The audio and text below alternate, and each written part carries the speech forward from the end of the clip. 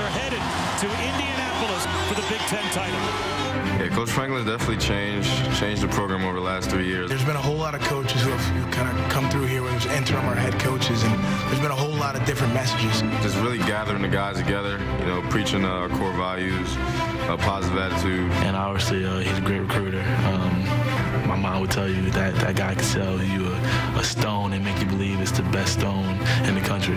Just getting to know guys, creating strong relationships with them. He's a loving coach, energetic, hilarious, brings energy to the program every single day. He's gotten the guys to buy into one message and really has everybody in the whole entire room pulling the same rope in the same direction. Obviously, football is the bigger picture that everyone sees, but he's not going to help them with just that. He's helping us become better people. So.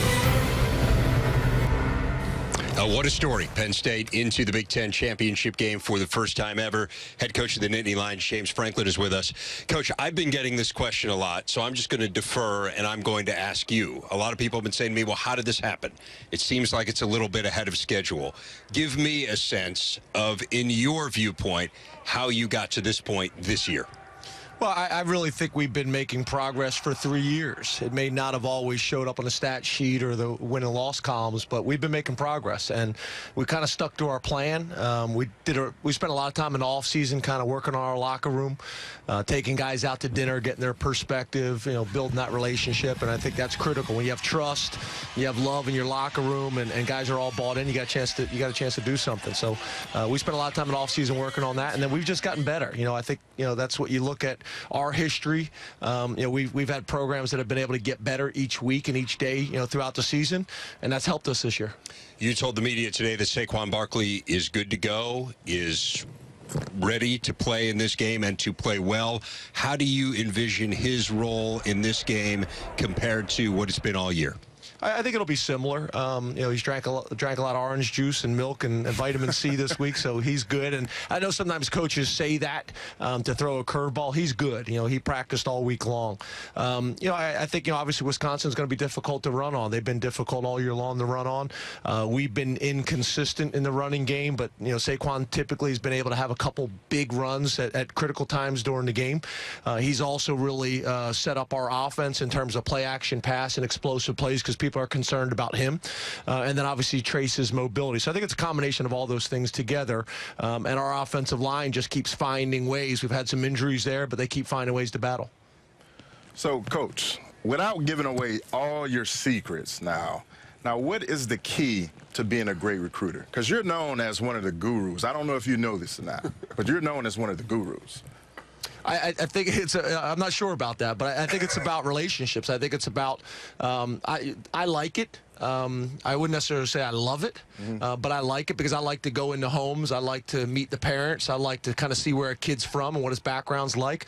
I like the relationships with high school coaches. To me, it's not work. It's going all over the country around to see high school coaches and your buddies and your friends.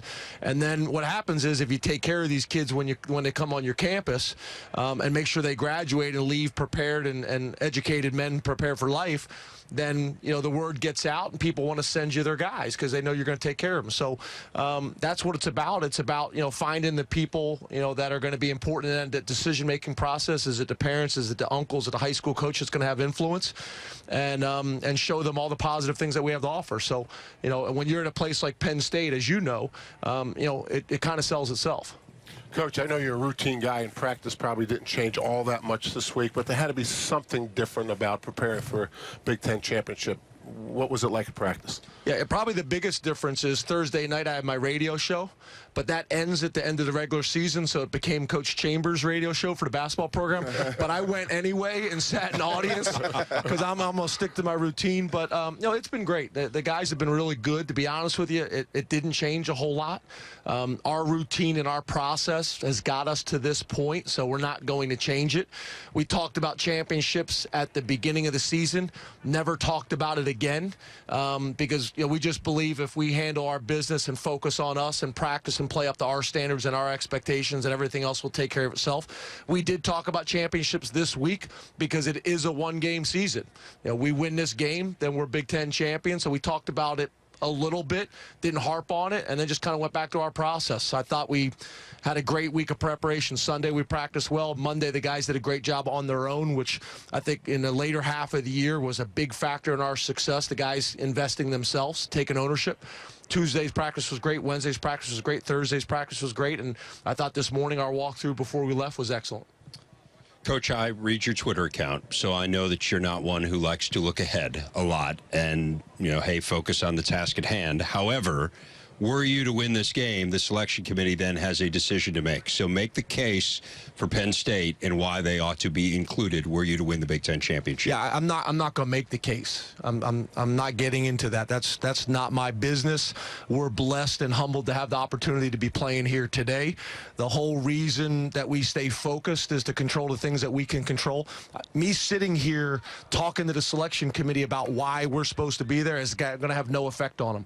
What we can do is play well tomorrow, and then whatever happens, we will be humbled and we will be honored and we'll be appreciative of whatever opportunity we get. Head coach of the Nittany Lions, James Franklin. Thanks, Coach. Thank you.